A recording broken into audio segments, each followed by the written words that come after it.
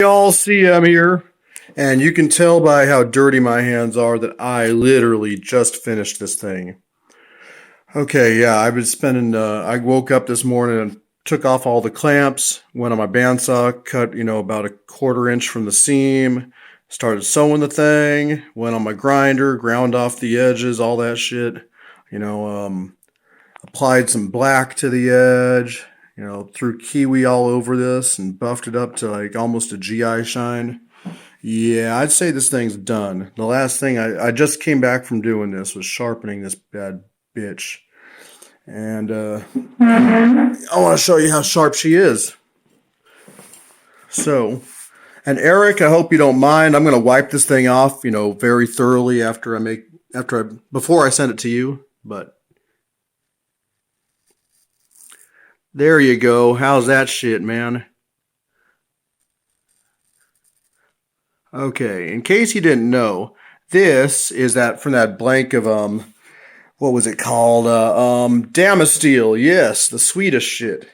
This is from that blank from the last video where I was like, I don't give a fuck what you guys think I'm gonna do with it. Well, this is what I did with it. So, this is a couple firsts for me. This is the first time I've ever used Damasteel, and I mean, for those of you that are not really up to date on this stuff, Damasteel is a stainless Damascus-like steel. It's not forged and folded like in normal Damascus processes. This is a powder metallurgy Damascus. So they're literally like it's like a CPM where they put it into a container and they press it. If that makes any sense. That's how it was explained to me.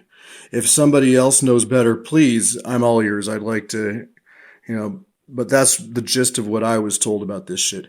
So, this stuff is extremely expensive, guys. I mean, closer to $200 for a billet about this size.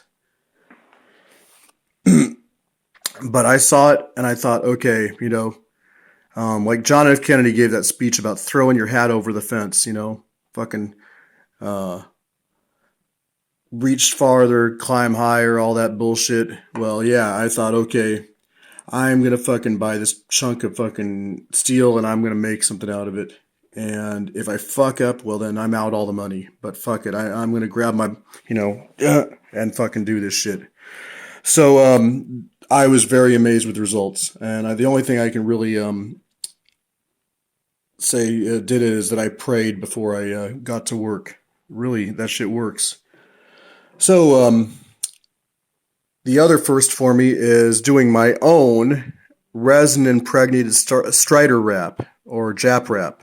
Well, actually, a Jap wrap implies you're using same underneath, ray skin. I used a gutted layer of 550 cord wrapped flat from about here to about here, and then super glued it in place along the spine. Then I just took a length of 550 full thickness and started doing my twists. And I drilled about a half inch, almost a half inch hole in the butt here, so I could keep forcing these ends through and through. And I had to actually use a pusher the last couple of wraps to get this to push these ends through and pull them. So that's how that worked. So a lot of firsts for me in this knife. Okay, sharpened length on this is 5 3/16. To the bolster, I guess it would be 6 1/8. Total length.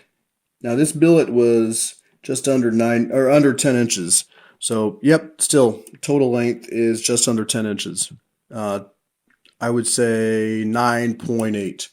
Thickness is 1/8, 0.25. And would you look at the shit on the spine here, man? I mean, that etch is deep. You can feel it with your fingernail. Polished. I mean, it's beautiful.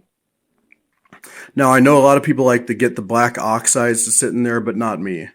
I like this polished look. I want it to be a piece where you think it's a regular homogeneous steel until you get right up on that shit and you're like, holy fuck, what the, is this Damascus? That kind of thing. That's how I like it to look. At least where I'm at right now. That might change in years to come. Okay, so it's razor sharp. We got that. It's really grippy in the hand, right? We got that. It's all hardened in polyurethane. You know, a dip inside of some semi-gloss or yeah, semi-gloss polyurethane. What else? Oh yeah, the sheath. Okay, a standard welt construction sheath. You know, fold over belt loop. Nothing too fancy, but it suits the knife. You know, the simplicity of the knife meets the simplicity of the sheath. I asked him if he wanted stingray, and no, he said just plain leather. And I gotta agree with him on that one. Um, it's going to be a stiff fit at first because I only did a double thickness welt on this step right here, but it will break in. And I would suggest, even though this is a stainless blade, I would suggest storing it outside of the sheath, you know, just to prevent anything, because stainless, we all know, means stains less. It doesn't mean it doesn't stain, right? Right. So yeah, that's that. Oh yeah, weight. How much does this puppy weigh? Okay, with the sheath, 7.058 ounces, and just the knife is going to be 4.238. Sorry, Nuttin. Almost. Okay, that's it, guys. That is it. So, Richard, you're next. I've got your steel on order, and I'm waiting on leather.